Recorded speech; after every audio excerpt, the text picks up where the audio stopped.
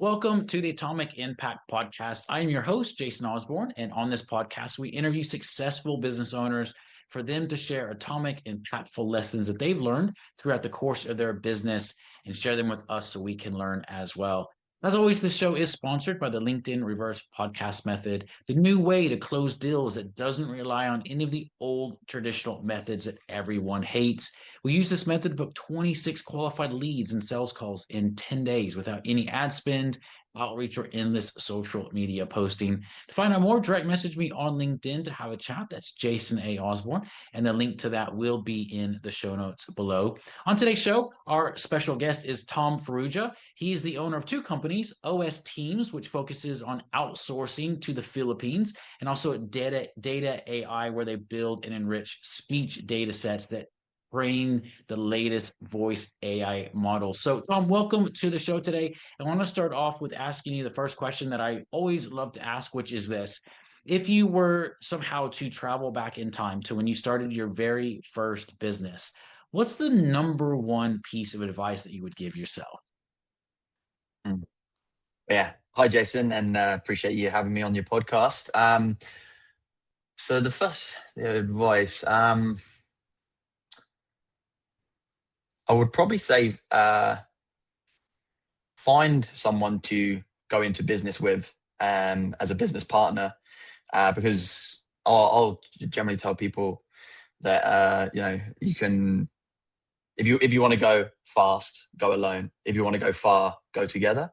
Um, and uh, we've made the most progress within sort of my businesses when I'm working with the right people, and I partner up with the right people. So I might be operational, and my co-founder might be technical, be our CTO, and we sort of work together well when we're doing that sort of thing. So I think if there is someone that you have in mind to partner up with, or you can find like startup events where you can be matched with a founder, I would definitely explore that option as something to sort of bring your idea to life. Yeah, that's interesting. And it's quite different than what I've heard from a lot of other people, because a lot of people talk about horror stories when they partner with someone and think, oh, it's not a Hmm. great fit. You should do it on your own.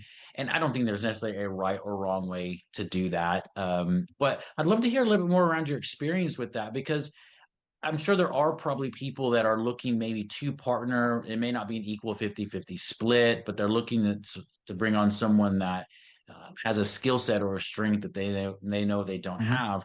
What are some things that you found that has helped you to make that partnership successful, where so many other people really struggle with it?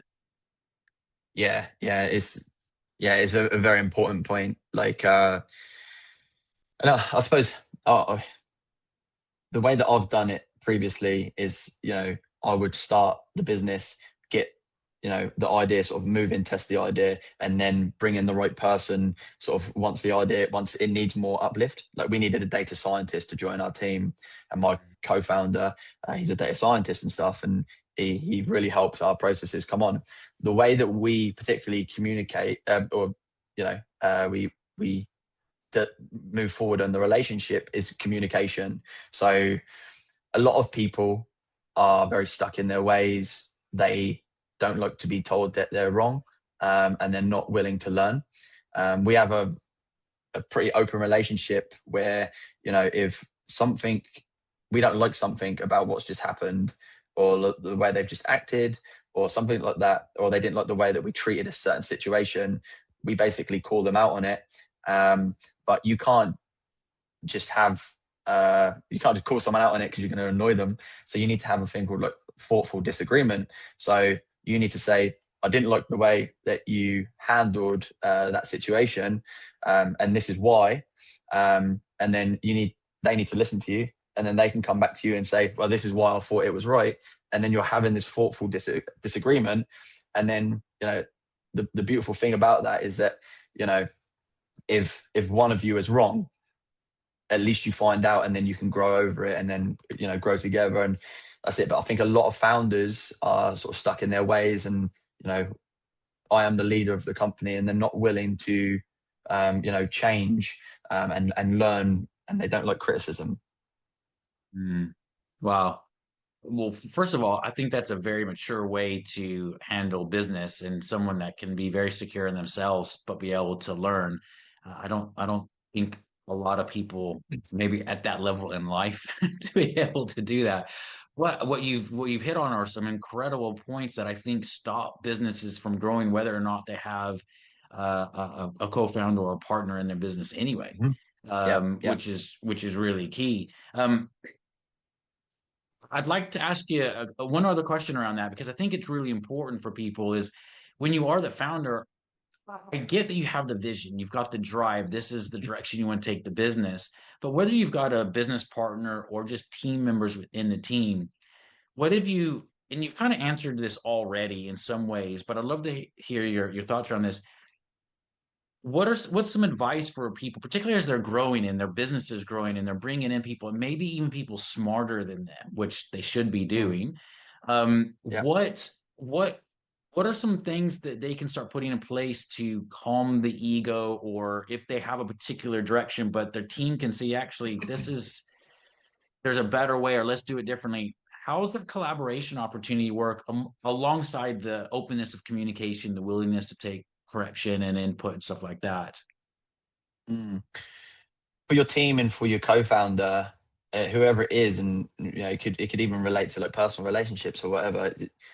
You need to express that you are open to criticism yourself, because then people will be willing to come up to you and tell you that you have a problem, and then it plants the seed. I mean, we've got our staff here in the Philippines, and it's very difficult to have a Filipino criticize you, especially when you're the boss.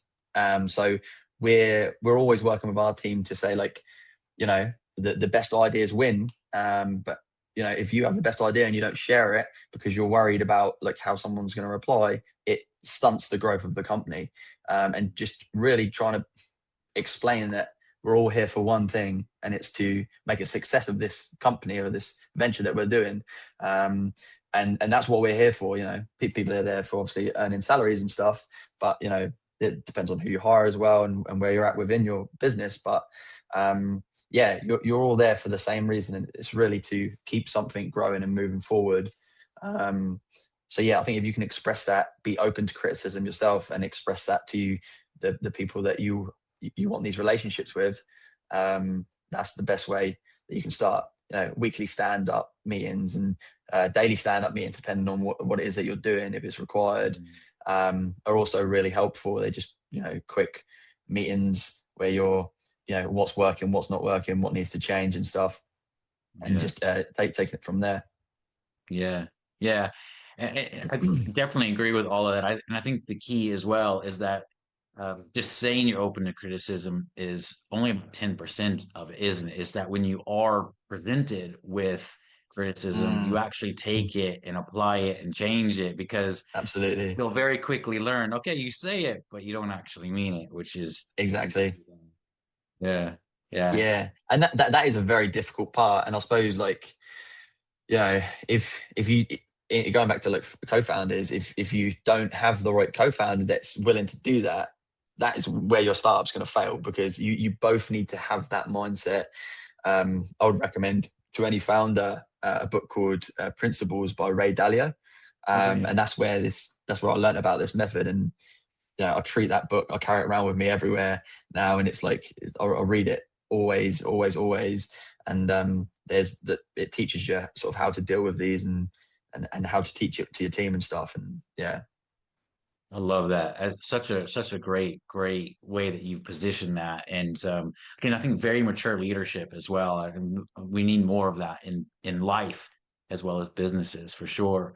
One of the other questions I'd love to ask Tom is, what's the number one challenge that you've faced in your business so far, and what's the lessons that you've learned from that? The number one challenge. Oh, blimey. Hmm, what is the number one challenge that we deal with? Um, well, I mean, it depends where your business is, but I mean, one thing that we're going through right now is like compliance when it comes to HR. Okay. It depends on whether you're in the UK. All of our team are in the Philippines, so it's a little bit different. We have staff in the UK as well, so I do understand how much of a headache the UK is. But yeah, in the Philippines, we're trying to navigate how to deal with the it's called Dolly out here, DOLE, that basically have the HR laws and rights and stuff. And you've got to be really careful, like you do with any HR. So yeah, I suppose that's one challenge that we're dealing with now. What would the other thing be? Even if it's a challenge in the past, Tom, like if there's a particular challenge, if you think back over the course of your business, like, wow, this Yeah. one challenge was a major hurdle, but once we got over it, it just was Okay. amazing. Yeah. So again, it goes back to people. I would Yeah. say due diligence, like working with, again, it's business partners. I did a property deal early on in like my career, and I partnered up with someone who seemed like uh, an influential figure. She was part of the the networking group that I was a founding member of, but she didn't have any experience. And I basically invested in a property that she had. And she was meant to be doing all the work, and basically we could never sell the property, so we ended up driving up there ourselves to like see what was going on. And and basically it was a really terrible job. She looked like she didn't manage the builders very well and stuff. So I learned a pretty solid lesson from that. Look into who you're working with. Are they sort of reputable? Do they actually like walk the walk as well as talk the talk? Mhm. I suppose throughout my career, that's happened like a fair bit. It's the people. I'm someone personally who will give everyone the benefit of the doubt, and I feel everyone's entering things with good intentions, and yeah, that can backfire sometimes. So that would be a challenge for me. Is like, yeah. Yeah. I heard someone once say that if we didn't have to deal with people in our business, everything would be okay. Yeah, You know, that's why I start. and Yeah, yeah. Sorry, go on. no, I just totally agree with you. Yeah. Yeah. But it's the most crucial skill to learn, is how Mm, to deal with people, because it's so important for that, mm, for sure. That's amazing, man. That's amazing. yeah. Well, looking at the next 2 to 3 years of where you're going in your business, what are you wanting to achieve, and what are your goals? Yeah. Um, so data AI is growing quite a lot at the moment. So we are at the start of raising capital with VC funding. So we should be able to secure that within the next couple of months. So hopefully entering next 2026 with a good foundation to scale and grow the company. In terms of OS team, that's our outsourcing firm. Um, we just plan to really continue expanding, and we're not really planning to heavily expand what we're doing. It's just going to plod along with what we're doing. It's quite organic with the way the growth's going now anyway. So that thing will just be nurturing. Ideally, we'd like to get up to maybe 250 staff by the end of next year. Um, and yeah, continue expanding our product offering, I suppose, on OS team. So we don't do tons and tons of call center stuff at the moment, but it's looking like we're going to start doing that next year as well. Nice. That's amazing. That's amazing. Well, Tom, for people that are looking to get in touch with you for any of, whether it's OS team or the data AI, what's the best place for them to do that? Yeah, just find me on LinkedIn. So it's I think it's Thomas Farrugia, but I'm sure if you're at Tom Farrugia, you'd be able to find me. And yeah, and just drop me a message, connect with me, and if there's anything I can help with, if you found anything valuable on here and you want a bit more advice, feel free to drop me a message. I'm happy to help. That's amazing. That's amazing. Well, I definitely recommend everyone to reach out to Tom. for anything that you feel he might be able to help you out with. So, Tom, thank you so much for being on the show. Really great bits of wisdom around just people and dealing with people in the business and partners and all that stuff, which is absolutely fantastic. And as a reminder for everyone listening, this show is sponsored by the LinkedIn Reverse Podcast Method, the new way to close deals that doesn't rely on any of the old traditional methods that everyone hates. To find out more, direct message me on LinkedIn to have a chat. That's Jason A. Osborn, and the link to that will be in the show notes below. And until next episode, stay inspired.